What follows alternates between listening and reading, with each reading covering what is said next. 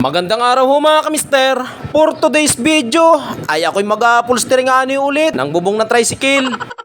Ang oras ay 5:30 ng hapon. Diretso pa rin tayo galing duty. Gagawa tayo ng bubong. At pagka-out ko nga ni ho sa aking duty, kami nga ni ho ay nagbiyahe na papuntang bayan ng Lucena. Dito nga ni ho ay kasama ko ang aking mag-ina. Dahil pag hindi ko nga ni ho isinama aking asawa, ay wala akong tagahawak na camera. Dahil nga ni ho sa aking content sa pagbablog, arehong mga video na rin ay kasama. Kami nga ni ho din ay bibili muna ng bala na ginagamit kong takir. Dahil nga ni ho sa dami ko na rin na-upholsteryhan, kaya ang bala ay naubos na. Dini nga ni ho ay si Mrs. ang nagkakamera, pati loob ng tindahan ay kanyang kinakamerahan. Kala ko nga ni ho ay magagalit yung mayari ng tindahan, dahil ang loob ng kanyang tindahan ay binibidyohan. Ang customer nyo nga ni ho pala ay vlogger na hindi naman sikat. Shoutout nga ni ho pala sa napasama sa camera. Dini nga ni ho kami ay aalis na. Dali-dali na at wari ko'y uulan na. Ito na nga ni ho pala ang aking bububungan. Pagkalaking tricycle, parang owner jeep kung iyong biglang masisilayan. Mga mister, bali may tanggap tayo dito sa may Merbil, Lucena. Ang oras ay 5:30. Gago! Diretso pa rin tayo galing duty. Gagawa tayo ng bubong. Dini nga ni ho ay akin ang uumpisahan. Tornilyo ay aking tatanggalin. Ang aloy naman ay aking babaklasin.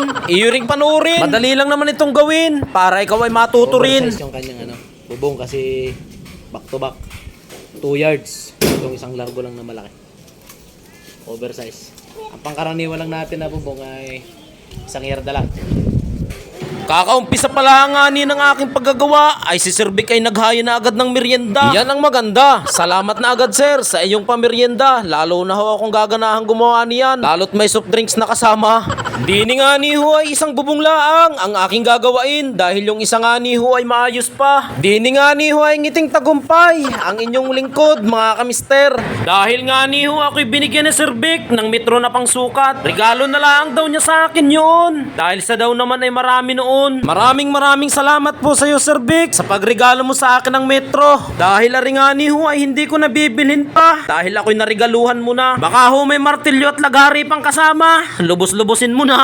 Joke lang naman ho yun sir. Pero kung iyong tututuhanin, aba ay akin diyang kukunin. Dito nga ni ho ay umuulan na at medyo madilim na. Kaya nga ni ho ang aking mag-iina ay sa loob ng bahay ay pumasok na. Abutan man ako ng gabi at ulan. Kung sa pamilya naman nakalaan ay okay laang. Sa panahon ho nga ni ngayon, sa katulad kong ito, pag walang extra o sideline, sa bilihin ho ay talagang maiinaman dahil nga ni ho purong mahal ng mga bilihin.